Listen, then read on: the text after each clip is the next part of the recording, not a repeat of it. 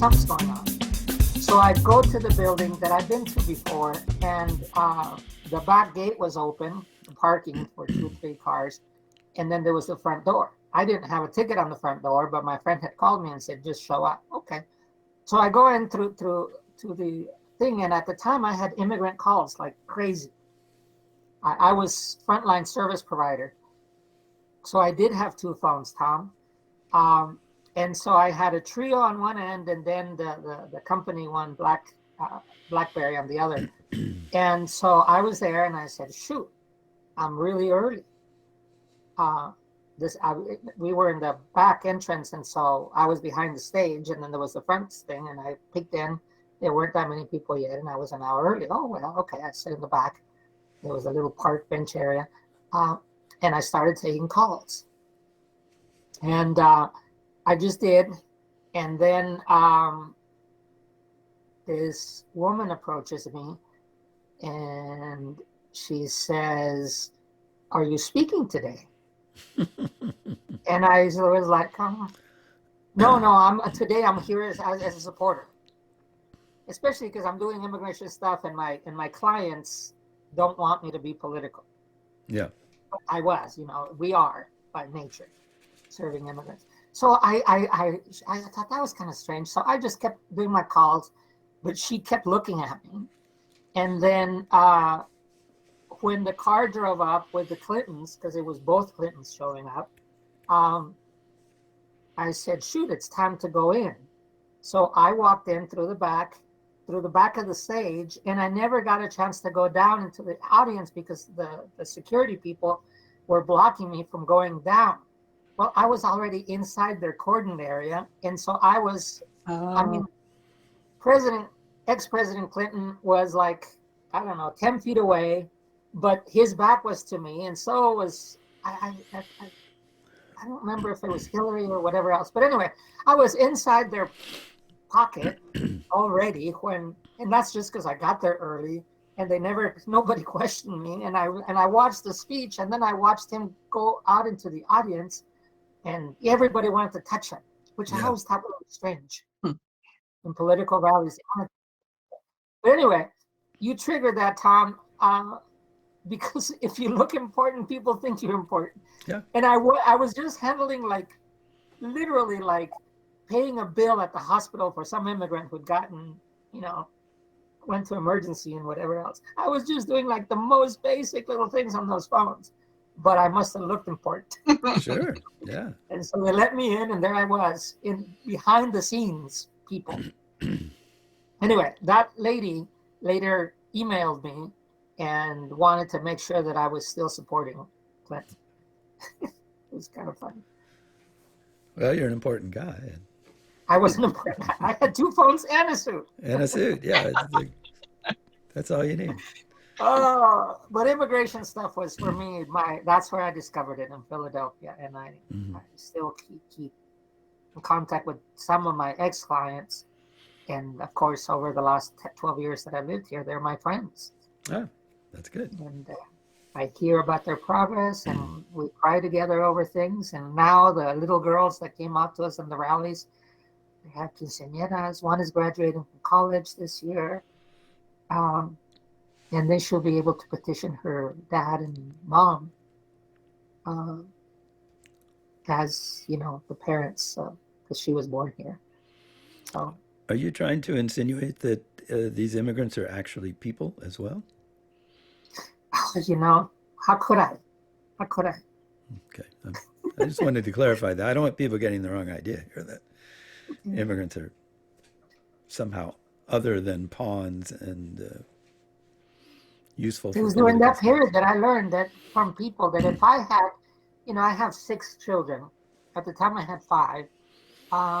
That I learned from immigrants that if I were in their position, I probably would have left and come into the U.S. too.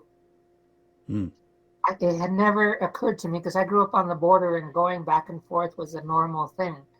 But if I came from Chiapas, southern Mexico, and I had 5 kids, if I looked at all of my prospects for life and for my children,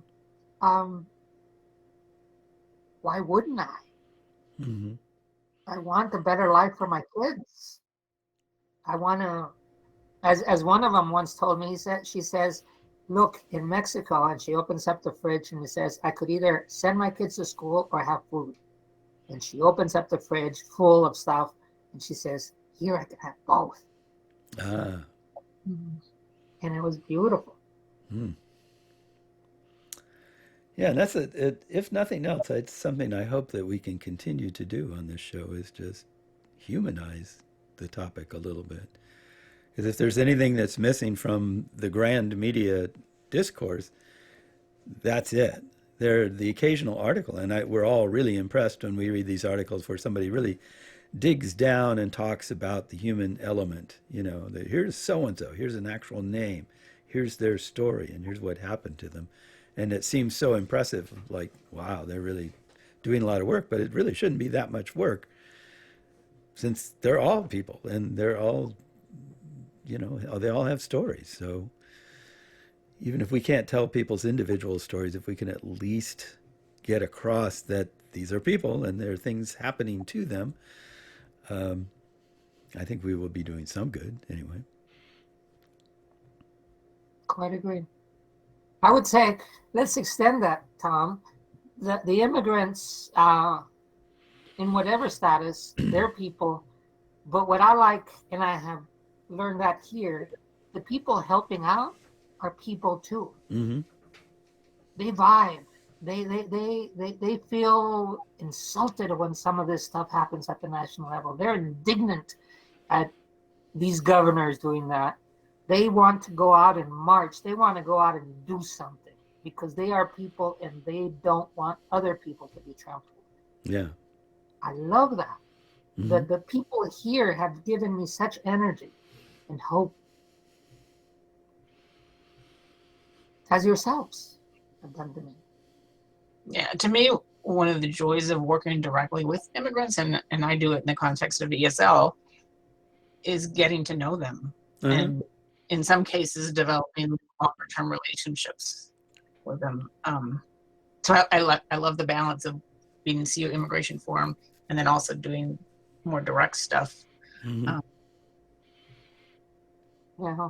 Yeah, I just feel lucky that I get to work with the people I get to work with. Yeah, it's definitely a risk of doing kind of what we do in the forum of trying to always stand back and sort of look at the big picture. The risk is, as we mentioned earlier, to lose sight of the individual pictures that go into making that bigger picture. It's really easy to get caught up in the politics of it and the narrative rather than the stories, the individual stories. Yeah. And if there's anything, I suppose that we should, since this is the start of a new year, I don't know, we should acknowledge that in any particular way, but it should be to, you know, emphasize that and to move that into the foreground, that these are all people on all sides. Even the antis are people. I think they're misled or deluded or something personally, but they're still people. Oh, yeah. Sort of people. No. They are full real people. Yeah. I think when this bus situation came up and the news grabbed a hold of it, there was one lady that called me because we, Immigration Forum, had actually stirred it right at the beginning. Mm-hmm. Before the grouping and the task force got together, we had mentioned it in one of our forums, and then, you know, within a week it was a thing. And I'm glad we have people like Gloria that can organize and do all that, but ultimately it was out of a discussion here at the forum. But it went out in the news, and a lady called me and she really wanted to tell me how bad I was for trying to harbor immigrants. A local person? A local person. And she was actually, you know, I let her talk. She needed to vent to tell me how bad I was. And I don't remember the specifics. I don't think she went on the Jesus bent but her morality felt religious, as to how bad I was for trying to bring more people to this area when there's a lot of poor people already, and they have needs and they need to be taken care of. Which is true. There's a lot of, the rate of poverty in our area is quite high. And there are, especially for housing, there's a need for more family housing, especially. Absolutely, in our area and probably every area of the country. Probably.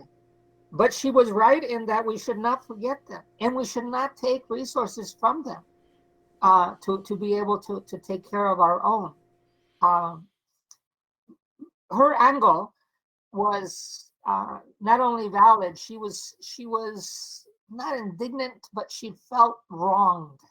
And I could feel that from her. As I listened to her, even though she was chastising me, I just agreed with her that we needed to take care of the local people, which then calmed her down a little bit. And then she called me later on in the afternoon. I couldn't answer at that point, but she left me another stern message about I should do better. I should be a better person. And I thought a lot about her, because it is true. They are humans. They have concerns. And in this case, her heart wasn't large enough to take in immigrants too, but she had her centered as to people that needed help. So I would even advocate that as part of our opening show or something, we have a couple of words to remind us about the human parts. Because I do want us in the forum to talk the policy and the issues. We should not forget about the humans, but I don't think enough people are talking the policy and what influence we could have on it. Because we are in the boondocks. We are in the middle of the cornfields. Yeah. And people forget that the power comes in each ear of corn. We each here together are a field of people that will feed the world. That corn. Oh, yes. It used to be high school kids, but not anymore. Not anymore. That's true. I brought my kids from Philadelphia one summer, as I would have them for the summer. And I had my boys, I got them a job detasseling. I would take them at 4:30 in the morning to Tuscola, maybe Arcola, I don't remember. It was far, in the early morning. And like after a week, the kid said, Dad, why do you have us doing this? And I said, you needed a job, you got a job. Dad, but everybody quit. All those people that you saw on the first day, everybody quit except the Mexicans and us. And I looked at my three boys and I said, you're Mexican too. I have news for you, kid. Hate to break it to you, but It was so funny. They stayed the course. They finished the season and they got themselves several $100s, and it was very nice for each one of them. yeah. But it was hard work. They would come and just die, sleep for 2 to 3 hours at least. Yeah, I have friends that did that in high school, and when they were in high school, they're just a few years younger than me. That was the normal job you got. Yeah. And nobody does that anymore, except for the migrant workers. I never did that, but it never sounded like a job that I would want to have. It's miserable. It's absolutely miserable. Oh, yeah. They begged me the next summer that they were coming. They said anything but anything. They remember that. They have carried the detasseling experience now that they're having kids. They don't want their kids detasseling. No son of mine's going to do that job. Yeah. I don't think any of my friends, I don't think their kids did detasseling either. Well, the farmers' kids don't do detasseling. No. These were farmers' kids, actually. Well, not all of them. But Yeah. It's miserable work. It's just not. No one wants to do it. Some people do it because that's their income source, that's their skill, that's their opportunity, Yeah, and they'll take it. So humans trying to survive. that's true.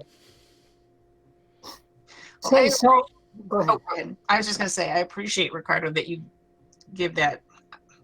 I just get upset when I hear people saying, not the immigrants, just our needy people, because we're more or less the wealthiest nation in the world, and if not us, who? I mean, if we can't absorb, I'm not saying every immigrant in the world, but a number of immigrants, then there's no hope for so many people in the world. Yeah. You know, I have to admit, I hear this argument most from people who are the stingiest about helping anybody ever. And so they see that as a burden, the need to help poor people as a burden. And so the argument for them is it's such a burden to have to do this anyway, and you're trying to bring even more people for us to have to do this with. So I have never heard anybody who has a more expansive or generous point of view about social welfare, I guess generally, raise the argument that, well, we have people here at home. We have homeless people here. We have all this stuff that we need to take care of first. Because, yeah, we do, but we can take care of them because, like you said, we're the richest nation on earth. So it shouldn't be that hard to do that. It's only hard for the people that really don't want to do it and don't figure that that's a good way to spend money and a good way to put in time. So I'm a little, I get what you're saying, like to have sympathy for this perspective, but to me, if a little deeper look at that perspective tells me that generally, not always, but generally, it's the people that think of helping their neighbors basically as a burden who are the ones that are the most incensed about adding to that burden, if you know what I mean. This is a Yeah, but generalization. I still view them as the same humanity. That is, they don't remember that their grandparents, their great grandparents were part of that. You know, Mm-hmm. they want to think of Ellis Island, romanticize it, and forget that Ellis Island and the other island here in California were gateways to control the flow because they really wanted these people to be here, and they cheated and lied and bought and whatever else to get onto that island. But they changed their names, anything to get through. Um, Mm-hmm. so they've just forgotten. Their families have not yet. Their education is incomplete. Let me just say. Yeah. To verify you, Carolyn, on number of immigrants. Yes, the U.S. has the most immigrants in the world at 51 million, 19% of the world's migrant population. Germany's next with rank of number 2, 13 million, 4.8, 5% of the world's migrant population. And we're And that's- significantly bigger than Germany.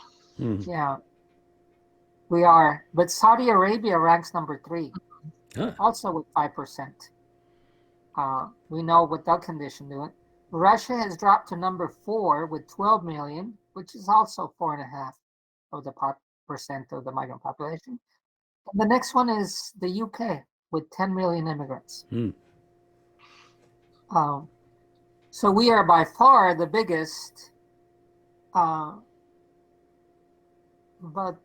so should we be. Yeah, but then there are other small little countries that have a much larger percentage, like Lebanon, which at one point 1 in 3 people were immigrants or refugees, especially at the height of the Syrian conflict, which has never gone away, continues to be horrible. But yeah, they absorbed a lot of refugees, and they have a dysfunctional government. I don't know. I think I did read they started expelling some people, but it's just, I think I read something like that. But they're just essentially dysfunctional. The government is. Yeah. So to put it now into percentages, countries with the highest proportion of immigrants. Is that what you're referring to? Yeah, I think so. No. Let me share that with you since we're on it and some of this comes out visually, right?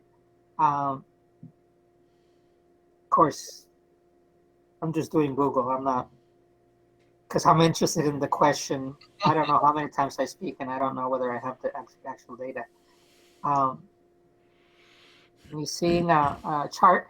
Mm-hmm. So this is visualcapitalist.com. So I'm not sure how reliable it is. I've never been to this site. So these are all Middle Eastern. Well, the top ones are all Middle Eastern, and I know they have a lot of people Workers. as workers. Yeah. But that's a lot. Yeah, the local population does very little, and we know from the World Cup, that number probably went up considerably. Yeah. In prepping for the Cup. But as you can tell, the very oil-rich countries are just importing people to do all their work, not just decastling. Yeah, I have a friend that used to live in Oman. Yeah. Well, they're importing Americans too. He's an American. Yeah, I have two friends that have been over there and worked. Singapore is also doing quite a bit. I don't think Jordan is importing workers. I think those are fleeing, right? Oh, the pink is.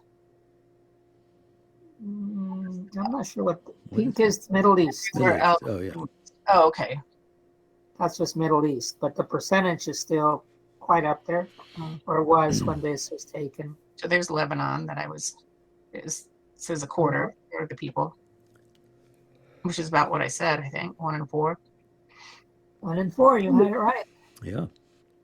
That's surprising that New Zealand's on there because I have a good friend from New Zealand and all of her siblings, at least at one time, all of her siblings moved to other countries to work. So that must have reversed at some point. Well, I can tell you that for years, I was in my master's program some 30 years ago when I was trying to connect my Spanish learning students, Spanish learners to anyone. I mean, this was the late 80s, so there was very few people with internet yet. And so I got a lot of pen pals for Spanish speakers in Australia. Huh, interesting. And that's when I researched it. You know, we talked about it in class and I said, I don't know why you guys are there. So they told us they'd immigrated to Australia. One of my best Spain, friends, they were Spanish going to Australia. More recently, a lot of Italians. I have a cousin who's there visiting his daughter who moved to Australia. So they're still importing people like crazy. And they do want them as immigrants, not just workers. Huh. Anyway, I don't see the U.S. up here. No, not at all. All right, so that gives you another perspective. It sure does. Because it's not just numbers, it's percentage of the population. We certainly are not at 18%. Thank you very much. Yeah. We're close to that. Yeah. Yeah, that's kind of, again, puts us in perspective. This one, I don't see the source, but I could probably trust it. It sounds real. World Population Review from the UN. I would think the UN would be a reliable resource. Yeah, there we go. US, 15% of the US. We just So we are now comparable to the historic high in the late 19th century. Huh.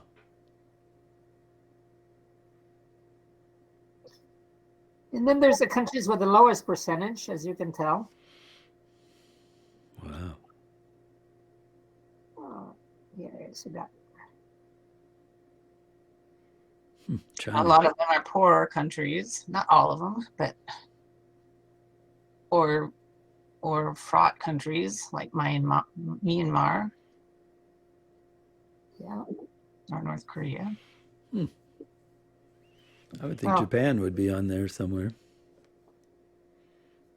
Well, the highest in the top 20 is 0.2%. That's like, oh, so little. Yeah. So if you want to have a cultural experience, you visit these countries. Yeah, I guess so. I should Because they mention, don't by the know. way, that we've been going for about an hour now. Oh no. So Why you've got didn't, plenty that you can cut and paste from. Yeah. yeah. Mm. Well, it looks like Google didn't kick us out, so maybe it's the new year. Oh, Yeah. we're not on. Oh, yes, we are on Google. Never mind. Yeah, I was expecting that to happen, but it didn't. Well, that's what I was relying on. You know what? Some people, this is still a vacation day for some people, so it may be that Google Yeah, is cutting us off. they're not paying attention. Yeah. Well, I hope you do have a nice year. We're starting out. I'm full of energy. I won't be, if everything works right, I won't be in town next Monday, but I may be able to log on. Okay. So I'm okay with still scheduling us and then working out the details. But I do think that we need to come up with. I think that as we both put a record, but also invite others to discuss with us, we need to look at policy options and localize them. I Mhm. think that's a charge that we have that people look for. Yeah. So perhaps we can see what others are doing. Look at the agendas, the state agenda from ICER or from the Immigrant Integration Conference just happened. Actually, I'm gonna take that one on. I want to see what they said at the conference. I've been meaning to read it. It happened at the beginning of December, so I'm gonna go find out what things were suggested there. And so, what conference is this? The Immigrant. It's NIC, a National Immigration Integration Conference. Okay. It's sponsored by the biggies of wanting to integrate people, and then there's the Welcoming America Conference that is even more fuzzy. You know, they're welcoming, but they don't even want to use any language that says. NIC is for activists. Welcoming collaborative or whatever it's called is very much on what Champaign is doing now. Becoming certified, following all the right procedures, being welcoming systematically, more than just pushing against the policy. They don't want that. I think they probably have one session that says this is what's going on in the politics, but we don't want to talk about that. They want to talk about convincing local governments, kind of thing. So anyway, but and that one hasn't happened yet. It'll come up in a few months. But NIC, I couldn't go this year. I was off somewhere, and I do need to learn what they talked about. So, all right. I commit myself, if not in the next one, at the next one after that. Okay. Let's talk about. All right. Good. We'll see.